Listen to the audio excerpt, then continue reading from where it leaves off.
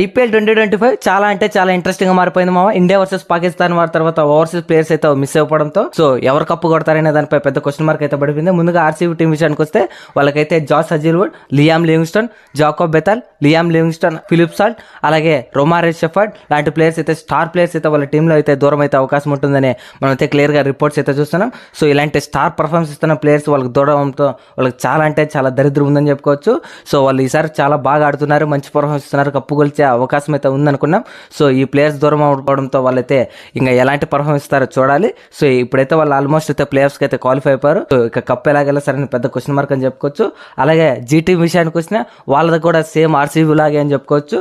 So almost వాళ్ళు కూడా points table లో టాప్ ఉన్నారు ఆర్సీబీ లాగా. జాస్ బట్లర్ మరియు షర్ఫన్ రూథర్ఫోర్డ్ లాంటి స్టార్ ప్లేయర్స్ అయితే వాళ్ళకైతే ఐపీఎల్ లో దూరం అయితే అవకాశం ఉంటుంది. సో వాళ్ళ టీంలో టాప్ ఆర్డర్ అలాగే మిడిల్ ఆర్డర్ లో ఏకైక ప్లేయర్ షర్ఫన్ రూథర్ఫోర్డ్ ఒక్క ప్లేయర్ వాళ్ళకైతే మంచి పర్ఫార్మెన్స్ ఇస్తున్నారు. సో వీళ్ళు ఇలా ఆడితే వాళ్ళు కప్పు కొడతారా లేదో చూడాలి. ఈ ఇద్దరు ప్లేయర్స్ మిస్ అవడంతో సో గుజరాత్ టీంకి అయితే చాలా అంటే చాలా ఎఫెక్ట్ అయితే వచ్చే అవకాశం అయితే ఉంటుంది ప్లేయర్స్ లో.